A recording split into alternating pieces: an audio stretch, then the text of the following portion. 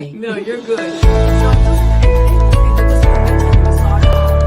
together we are stronger.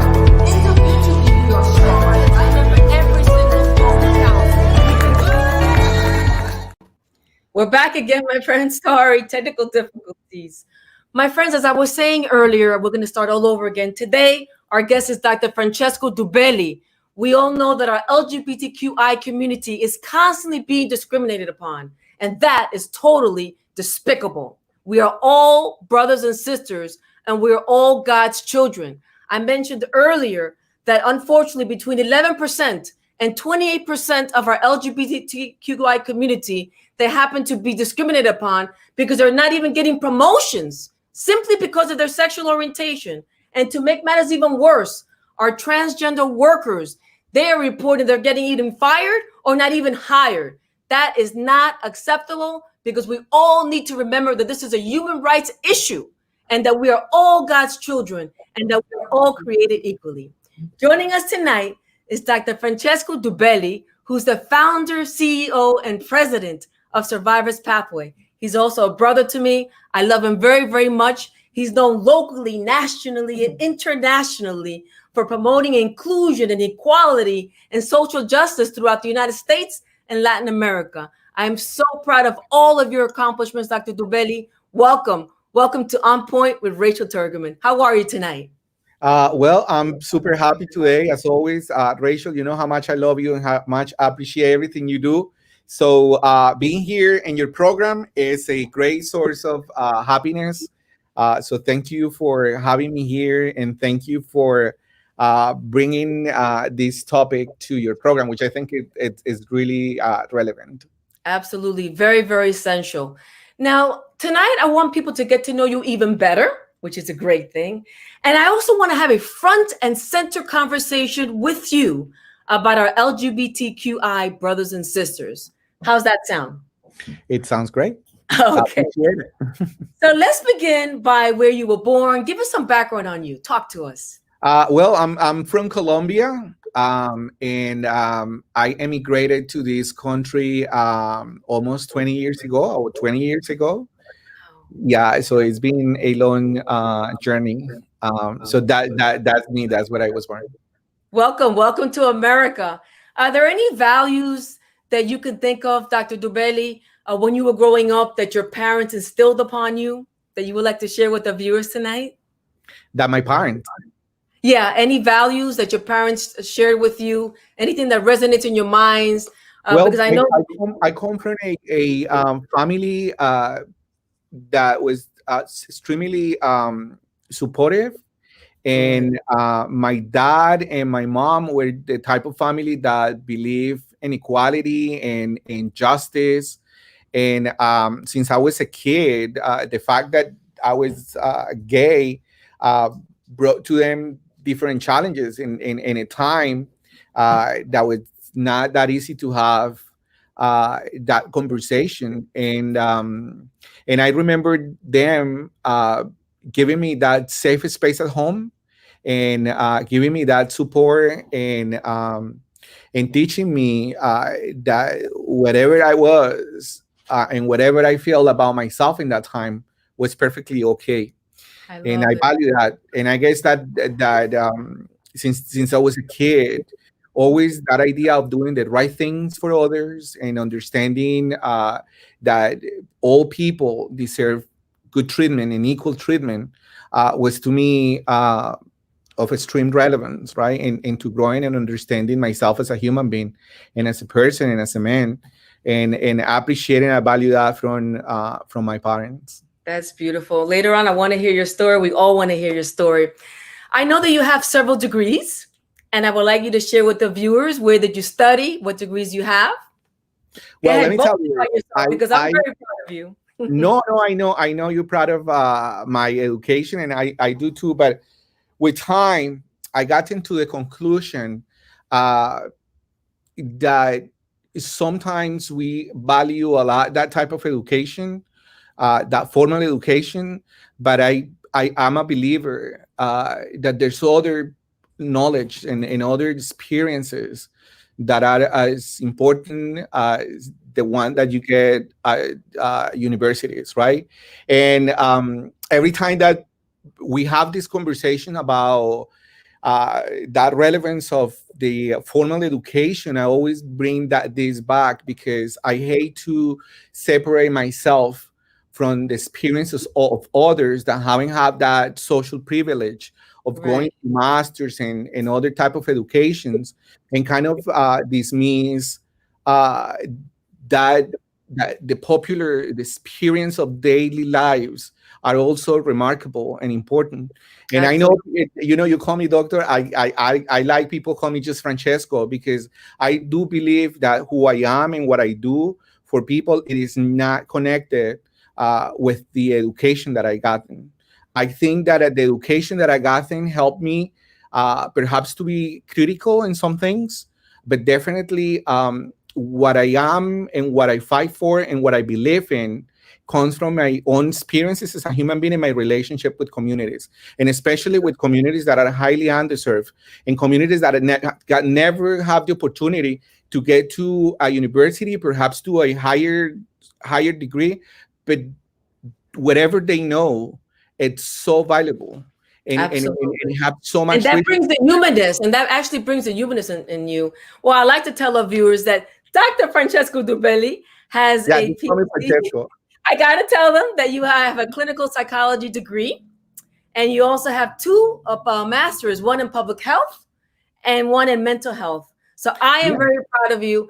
But I take what you're saying very, very true to my heart, because it's not the education that makes you individual, it's No, the innate what you no, feel, the experiences you have, and the yeah. person as a whole. And for And, and you that, know, I congratulate you. and you know what? In my life and my work, I like to just be Francesco, and I like to learn from other people, and I like to get that connection uh, that is so human. And I don't like the interference of the privilege of the education that I've gotten. And I'm very careful of that, because something that I seen that I'm very critical, right? And I'm a psychologist, and big part of my program is based on psychotherapy provided to victims. Very But I hate when professionals um, forgot their humanity in others, and their privileges, and they think sometimes that the fact that they have a degree makes them better than other people that don't no, have of it, course, of or course or take them to believe that because they learn science, then that they can describe the lives and kind of control or make assumptions of it over other people. And I to think me, Dr. I hate Dr. that. Duran, I think we cannot forget the humanness. Yeah. you know and again, getting back to my intro, we're all created equal, and that we cannot forget our roots, and the fact that that interconnectedness that we have, I have it with you, I have it with a lot of our viewers, that is so, so important. No, Moving along. and to value what you know, right? I mean, Yes. I if you go to Latin America, right? For instance, I love the countryside, and you talk with a farmer, and that person knows so much about the land and so much about science and so much about the life. Our grandmothers, right? Our Mhm. elders, people that perhaps have much more understanding of psychology than a person that has gotten masters and degrees, because the life and the experiences that they've been going through, and that's what I respect, and what I value about many other people. And at the end, let me tell you, this what we're gonna talk today. You're not gonna find it in the books. It's the experience of working with the brothers and sisters of the LGBT community. It's being with the trans You community, have the gay plenty of community. experience, Yeah. plenty of And experience. then those experience are later translated to books. But the Yes, experience itself, it's in the person. absolutely, I love it. Oh my God, that's beautiful. Thank you for expressing yourself so well. Let's move over to your discovery. When did you discover that you had a passion for human rights and also for inclusion? Tell us. Look, I think let me tell you a story. When I was very young, right, I knew that something on me was different than other people, right? It was Colombia, and it was the 80s, 90s, and and I experienced lots of bullying and experience being different at school. And every time that I came home, and I guess I have those conversations with my parents, my dad and my mom. I remember my dad one day that he saw me struggling, and I said to them that I was gay, and he said to me a very nice, I would say, way to understand humanity. And he says that the world was very complex, and that we very diverse, and that there was people that like vegetables and they don't eat meat, and there was people that only eat meat and they might not like vegetables. But those that eat meat, as well as those that eat only vegetables, all of them were humans. And that what makes us similar, it was our sense of humanity. Very And well said. and it was to me, and he said, and it's the same for you. Uh, you might find people that like women, and you might like men, but that doesn't mean that you're different, because you're not different than anybody else. It's just one part of you that expresses in a different way. But the richness of world is the diversity. And he said, look the colors, look the trees, look the nature, look different animals. But at the end, all here in this world, we're together, right? And that day, I remember that I learned a good lesson. And every time that I came back to school, I met other kids that were going through the same experiences that I was going through. And I remember them approaching them, right? And kind of giving this lesson and bring them home. So Good. when I was 14, 13, my home was actually a shelter for many other kids that were not having a good time at home, and they were beat up and kick, like different traumatic things they were experiencing. But my home was a shelter for them. And my dad and my mom was there with And them, now, with and me. now X amount, and I'm not going to interrupt you, but 20, 30 years later, now your office, Survivors Pathway, is a safe haven for anybody, for the Yeah, no, LGBT I mean, community, for during all my life, victims. It's amazing. I have experience. I guess is the God called, right? And the pathways that God put on you. Um, I remember when I moved to live in Europe, and I was doing part of my education in Europe. I get into a program that get me to get in contact with lots of women, immigrant women, that were trafficked. But in that Mhm. time, there was not a conversation about trafficking, right? About sex trafficking Right. and human trafficking. There Nobody was even talked about it. no. It was just women doing sex work in Europe, and I learned and I heard so many stories, and I witnessed so many horrible things in Europe that improve. I would say strengthen that sensitivity in regards of respect for others and rights, and that strong sense of respect, and especially of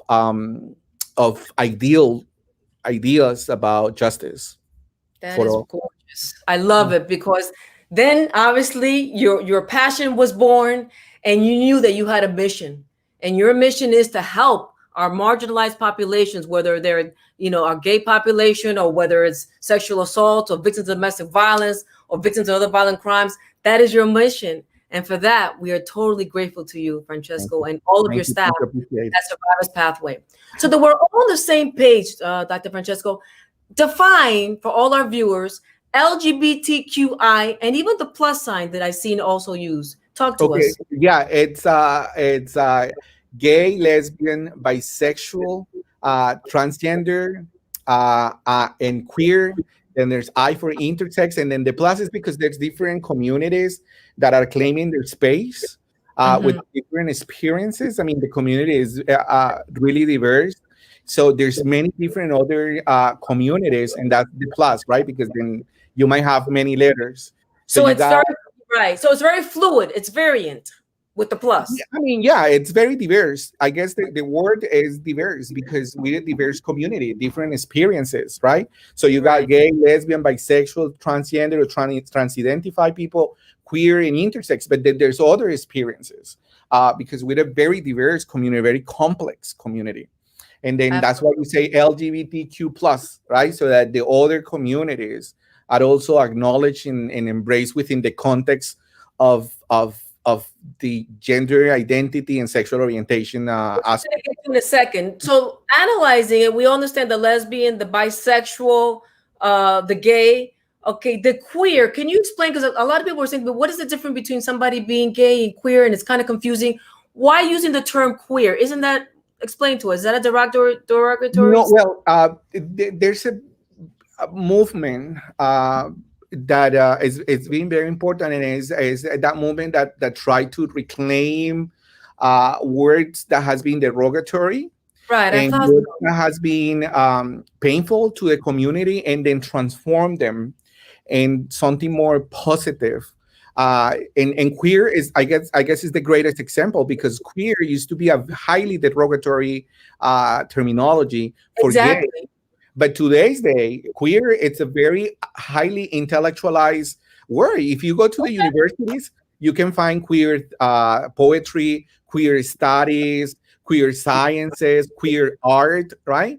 And queer Okay. it's very open space So it's for. no longer derogatory. It's no longer It's considered. not. It's not. It's not. And actually, in Spanish, it's been also trying to be quoted, right? And I know in Spain, some groups are trying to quote or kind of get the word that can translate to queer, but words that has been very painful for us, right? Very derogatory, like for instance, maricón, marica, and then it's been trying to kind of looking for the equivalent. Right. And it happens in many aspects. I guess not only in the LGBT community, but in other communities where words that were historically oppressive now Right. are being turned into something more empowering, right? So Okay. that Good. so that the signifiers and the meaning shift to a more positive way. And I guess queer is that. Queer is that space that is especially within the young generation, yeah? Because my generation were gay, but the younger generation found themselves much better identified within the context of queerness. Okay. Fantastic. And Mhm. the I for intersex. Intersex, yeah.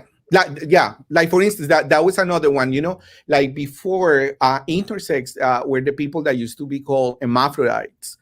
We don't use hermaphrodites anymore because hermaphrodite is derogative, and more than derogative, it brings with it the history of oppression and Right. discrimination, pain, right? That historical facts.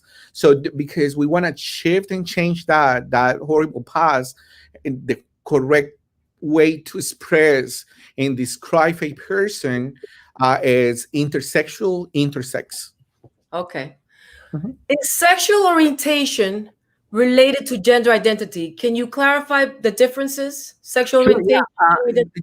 Sexual orientation, it's related with uh, whom I feel attracted to, but especially, and this is kind of the latest understanding, is the capacity that we have to love other people, right? Mhm. Other individuals. It can be from our own sex or different sex, right? So Like, who we're attracted to? yeah, you hear a lot, for instance, sexual preference, right? And that to me, I don't like it, right? Because preference means and imply that it's just you one day to another waking up and saying, you know what, today I like men. And the next day you wake up and you say, you know what, today I like women. And years and during many years, the way that has been understood, that sexual orientation has been understood, which I think is a huge mistake, is being Mhm. through the influence and the understanding of sexuality, right? That's why people talk about with whom you like to be, or with whom you're attracted to. Um, People talks about, oh, is your sexual preference, is who you like to have sex with. But today we know that it's not about sex. That sexual orientation actually is defined in nature, but with whom we are able to love. And you might get confused, right? I'm gonna give you an example. At least in my work, we have been able to, in my own experience, right, as a gay male, Mhm. but to get you something closer to what you know. We know, for instance, that there's males that have sex with other males, only for financial purposes, right? Especially in the context of the sex industry or sex trafficking. We know that there are men that has been forced to have sex with other males, but they do it just for money, or some that just engage in that activity because of financial purposes. The same for But women. that's not their sexual orientation. Is that what you're saying? No, what That I'm they're saying is forced. the fact that they have sex with other person of the same sex, that Mhm. doesn't mean that they're gay, right? That doesn't define their orientation. We have a program for victims of sex trafficking, and we have so many men that have sex with other men. But when you ask them, right, their sexual orientation, they don't define themselves as gays because they don't see themselves as gay. What they do is just having a sexual encounter with a person of their same sex.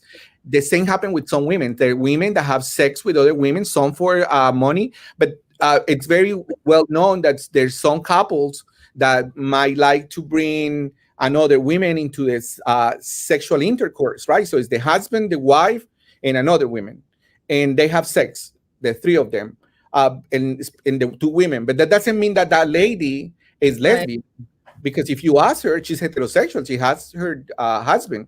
Uh, so sex per se doesn't define your sexual orientation. What really makes the difference is the capacity of loving a person of your same sex, right? That idea of wanting to get married, to have a family, to have a stable relationship, to connect with the culture. I mean, that's another thing. That you're romantically, let me interrupt you because I want to make sure our viewers understand this. So Mhm. what I'm understanding is that you might be romantically inclined, if you will, right? For your sexual orientation. Let's suppose, well, in your case, you're gay as well. So you are romantically inclined, right?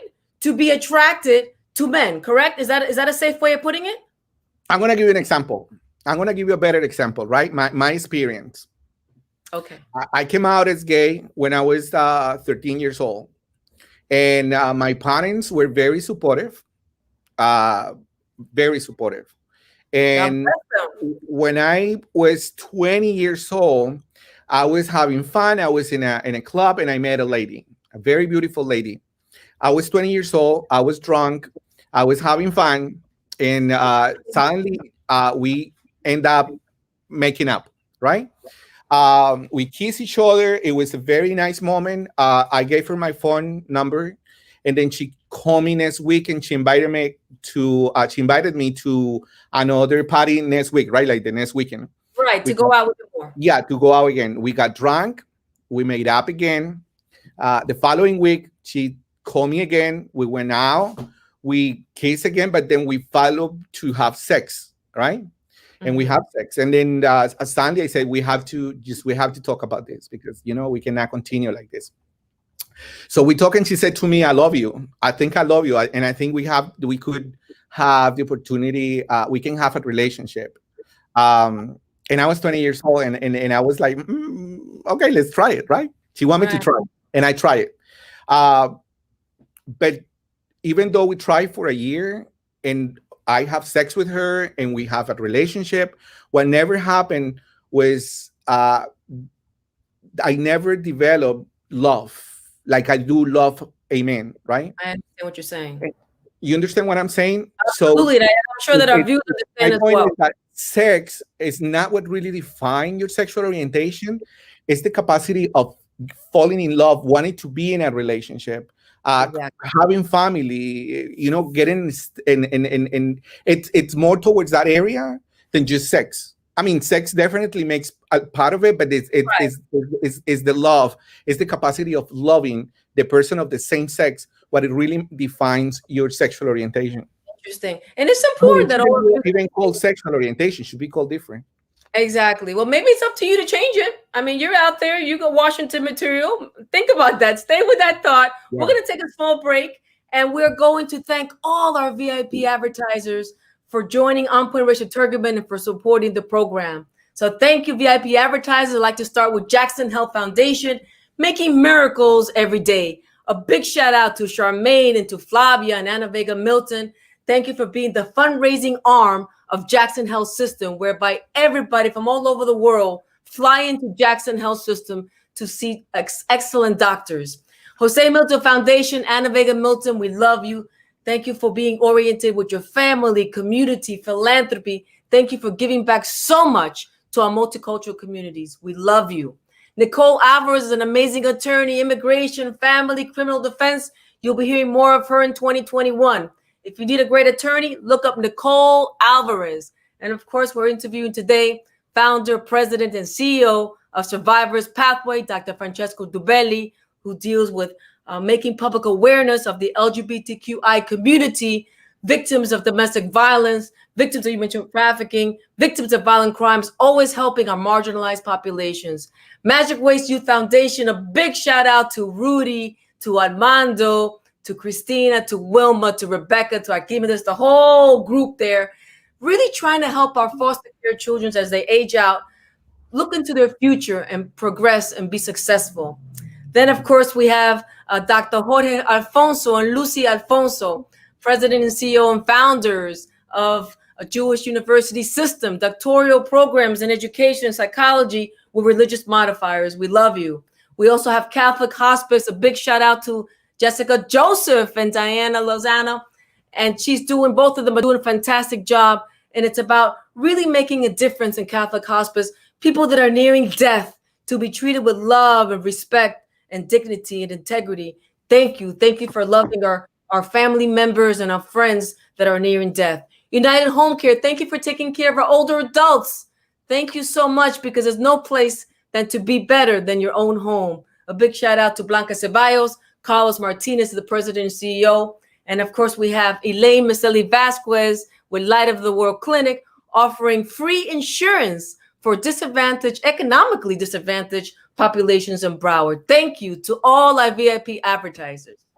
Dr. Francesco, we talked about sexual orientation, gender identity, because I think there's a lot of confusion in the community about gender identity. In colloquial terms, can we go over what does this mean so that our viewers also have a clear mission? It's very simple. It's our inner sense of being male, female, or neither, right? It's here. I always said, and I think many people knows it, like gender is here, sexual orientation is here, right? That's heart, right? Yeah, this is love, and this is how you see yourself, right? Your inner sense of being male, right? You feel, oh, I'm male, I'm female, or none of those. I don't identify neither male or female. Okay, interesting. So with gender identity, you can be born with your assigned sex, right? Like, for instance, me, I was born with my assigned sex of being a woman. Now, an LGBTQI person or a gay person can be a woman, okay, and can have the genitalia of a woman, but like you said, the mind is that of a what? A man, correct? Well, when you talk about that experience, you're talking about transgender individuals. Okay. You see? Because when we talk about being gay, clarify that. when we talk about being gay, lesbian, or bisexual, we're talking about sexual orientation, right? Is who I love, with whom I want to be with whom I'm attracted to, right? That's different. When we talk about male, female, or neither, we're talking about this part, right? It's how I see myself. And I think you explained it pretty well. There's individuals, right, that are born with, let's say, male genitalia, right? A male body, right? Let's say like that. Right. But then in their mind, their brain that doesn't match this body, right? So in their minds, there might be female, but the body, it's of a male. The genitalia is of a male. So there's no match between the sex and the gender. So sex and gender doesn't match. Like in our case, we are cisgender people, right? And cisgender individuals, our minds and our genitalia, our body matches. In transgender individuals, that match doesn't take place, right?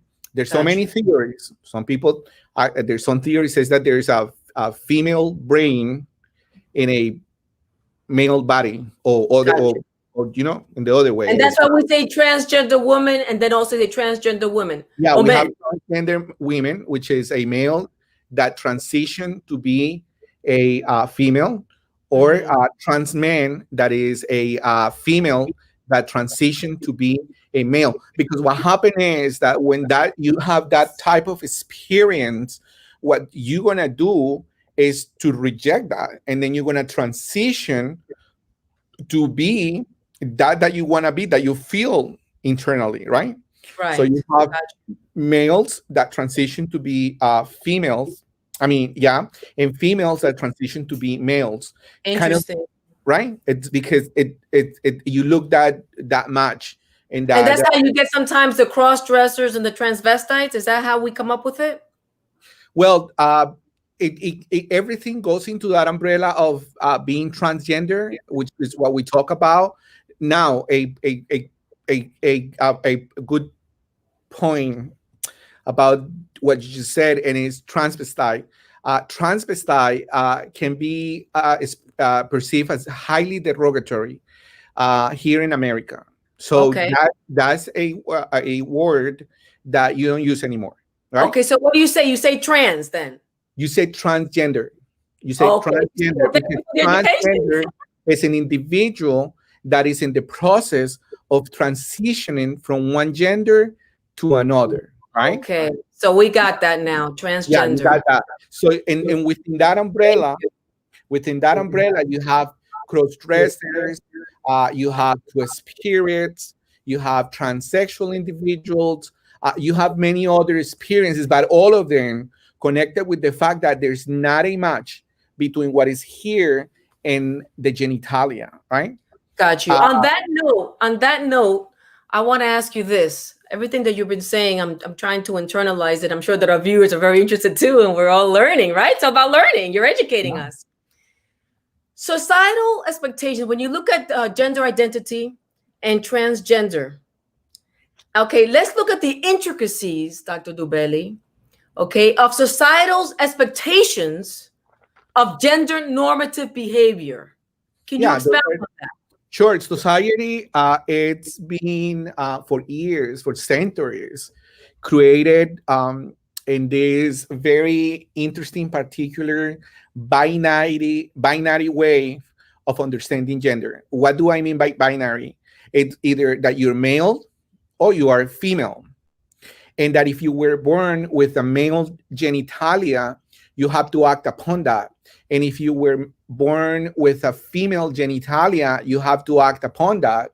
And when I said act upon that, means that there's specific social demands that says what a man, how a man should act, and how a woman should behave.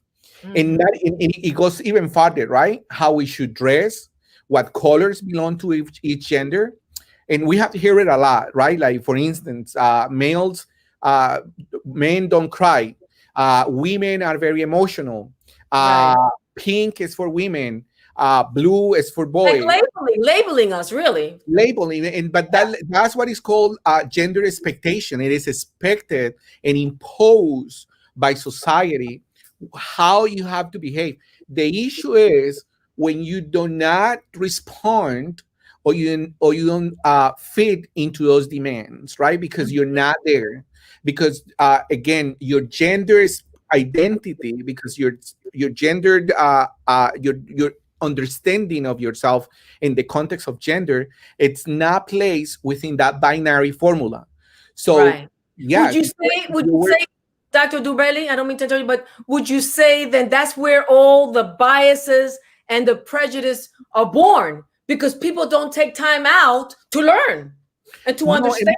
and there's many theories. There's one that says that people in their brains culturally, right, have learned to understand other individuals based on that formula. And when that formula, because that formula, it's based on some sort of coherence, right, which is called the coherence of gender. And the coherence of gender talks about that if I have a male genitalia, immediately my response in my brain has to work connected, right? It's coherent. If I'm a Correct. male, I have to be masculine. I have to be That's the rough. I assumption. have That's to the talk. assumption. Yeah. Now, when a human being do not see that, right? When that coherence is not in place, it creates anxiety in the other individual, Right. and it creates confusion, and that confusion translates into hate, into discrimination, into the person feeling lost, uncomfortable, not Well, able to that's understand. what I wanted to get into. Okay, so we know that there's a lot of prejudice, so there's a lot of hate, and that has to change because I said earlier that we're all created equally. That being said, Dr. Duberli, these negative behaviors and assumptions and all of that, these are, what are the ramifications, upon the LGBTQI community? What are some of these ramifications? The psychological well-being, the physical well-being, the school? Talk to us. Everything. I mean, it's just catastrophic, right? Because the level of violence that is imposed on individuals that do not feed that expectations, it's big, and we know it, right? We see for instance, people suicidal, right, behaviors. Statistics shows that are high. Very Homeless, homeless and youth. I mean, and I go back to the human trafficking because you and I, we worked a lot on that. We know that human trafficking, especially sex trafficking, highly affects gay boys, right? high. And we know that these negative effect is the consequences of minors being kicked out of home when they come out of the closet, or they disclose to their parents So that they're sad. gay. So they see themselves in situations where they're very vulnerable to perpetrators, right? To pimps. So that's a good example. Health related issues, and then the whole psychological impact that have to be bullied at school, to feel different and ostracized. 82%. I want to just give a statistic to all our viewers, my friends. 82% of our kids that have have the LGBTQI, or they're gay, okay, they are constantly being bullied and they feel depressed, And I wanted to touch upon that, Dr. Francesco Duberli, with the work. I was reading that 53% of our LGBTQI workers at work, 53%, is very high, they are being bullied at work, and there's derogatory jokes at work, and as far as suicide, 40% of our gay community have attempted to commit suicide. These are horrible numbers, my friends. And thanks to you, Dr. Duberli, thanks to you, Survivors Pathway, and your entire team, you are making a better world for us, a world of inclusion, Well, a we world of try. diversity. We're trying, but I guess that you touch upon a very important topic, and it's the issue of the work employment, right? Our job forces, and if you see, there's this idea that gay and lesbian people are very wealthy, right? That's something that people think. Oh yeah, gay and lesbian, they spend lots of money and there's a lot of marketing. What people don't know is that there's just one layer within the whole community that, yeah, is wealthy, right? Most of highly educated white gay people. Now there's lots of people of color, immigrants, poor people from the LGBT community that faces that level of poverty because accessing the job force, it's very complicated, right? We know it. Like once you get into a It's job, real. It's real. it's real. I mean, if you go up front and you said that you're gay, then you might be confronting the possibilities that the person that is doing the interview might not like gay people, and Exactly. and they might look the way not to give you employment. I heard recently a story that was it's very it's very real, right? It was this lesbian women that went to ask for a job. Great interview, but the person doing the interview, asked for her Facebook page and Instagram page. Mm-hmm. It seems that she didn't give it to him, but he managed a way to look for it, and then the job was not given to her, right? Horrible. And Horrible. because we know in her page that she was openly lesbian, right? We God know bless. for transgender individuals, the level of unemployment in transgender individuals is it's very high. And that And we have to change that. We have to change that. Talking about change,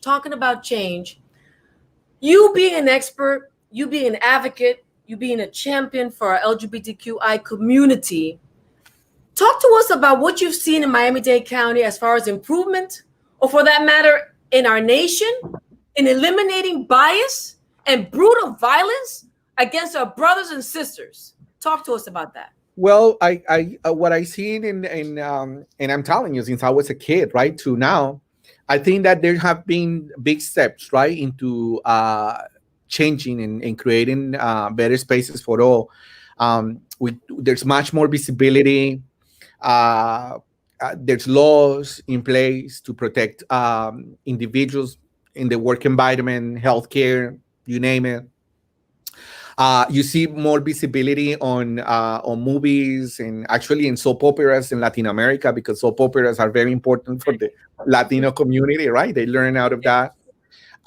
So those are great improvements, right? We talk more about it. We're much more organized, like Survivor's Pathway, for instance, like me in your program, right?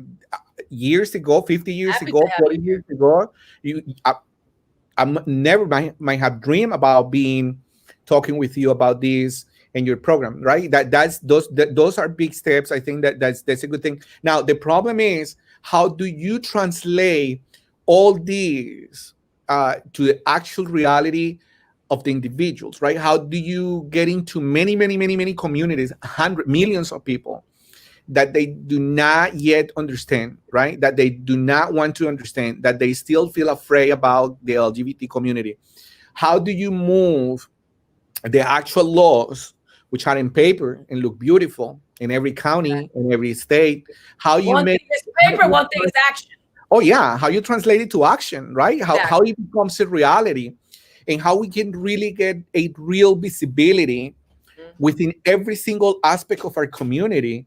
And I guess that there is what we have a lot of work to go yet. We're not yet there. We're not there, but at least you're working on it, Yeah, we create collectively this and visibility. individually. Yeah, definitely. I love it. So, talk to us a little bit about your services. I know that you do a lot of work there, Survivors Pathway with marginalized communities. You counsel all kinds of couples, but you also counsel same-sex relationship couples. Can you expound on that? Well, it's not that we counsel same sex, because we're very careful not to get individuals in domestic violence relationships to get into counseling, because it's complicated. We won't want to empower the aggressor, right? What we have is a program for victims of crimes from the LGBT community, in a place where they can come and they can receive counseling, assistance in accessing justice, and many other things. And definitely, Survivors Pathway has become a safe haven for the Latino and for the most marginalized Good. individuals from the Latino community, which I guess in would not have this opportunity if Survivors Pathway were not in existence, right? To gather, to do events, to create that level of cohesiveness, and to get empowered to move forward, to talk about LGBT issues within the Latino community. And definitely, the most important thing that we have done is to create a very safe space for those from the LGBT community that has been victims of a crime to Good. feel safe to go and seek for justice, because we come from the experience of feeling really disenfranchised from the justice system, to feel really rejected by But the I justice. need to commend you. I need to commend you, Dr. Francesco Duberli, because I know for a fact, and working with you indirectly, you have an excellent, how can I say this, connectivity, relationship, collaboration with our law enforcement individual, whether it's police or judges, so on and so forth. So you help them, to have access into our justice system. And for that, that's a priceless job that you have. And for that, we I guess commend you and we what we appreciate you. what we have created, and thank you, Rachel, for your support as well, right? And part of it, what Always. what we have created is a bridge and a language that connects the justice system and the community, right? Especially for those that are afraid, for those that are not yet out, for those that come from communities that are highly marginalized, and definitely in a system in which we do not exist. Because in the Exactly. justice system, we continue being invisible. So what we have done is to create a language Good. that unite and connect the system in which we're not exist, because we do not exist in that system, in the community, and then create that level of existence and communication and bridge, so I that love the it. person can access the justice, that justice system, that the mainstream justice system. And by your work, Dr. Francesco Duberli, we're coming into more a cohesive society, if you Oh will. yeah. Unfortunately, we're running out of time. I want to thank you so much, Dr. Francesco Duberli, President, Founder, and CEO of Survivors Pathway. Congratulations on being a strong advocate and voice for our LGBTQI community and all marginalized populations. Is there a last minute message that you would like to leave all our viewers with tonight? Well, thank you, Rachel, for inviting me again, and for your viewers. I would encourage the people to think that we have been created equal by God, and that it might, even though that it might look like we're that different, in reality we're not. And it's just a matter of people to give themselves the opportunities to get to know us. And once they know who we are, as many people in the community know me, they will learn that we're not that different, that we're just equal, and that we deserve the same right, and the same, especially the same right to be happy, right? Because happiness is a very important right for every human being. And I guess that's my message. I love it. Thank you so much, Francesco Duberli. And you're right. Everybody has the right to be happy. It's a human rights issue. Want to throw out another statistics there for that 46% of our LGBTQI workers in the workplace, they're still not out of the closet. And that's not good. We all need our freedom and our right to express ourselves. So thank you, Francesco Duberli. We're going to invite you back on Point Rachel Tourgeman. To all our viewers, thank you so much for tuning in tonight. Don't forget to subscribe to my YouTube channel, On Point Rachel Tourgeman. Keeping informed and staying connected allows all of us to make the right decisions. Happy holidays, happy Hanukkah that just passed, happy Kwanzaa, Merry Christmas, Happy New Year. And may God continue to pour his blessings from above upon each and every one of you with an overabundance of health.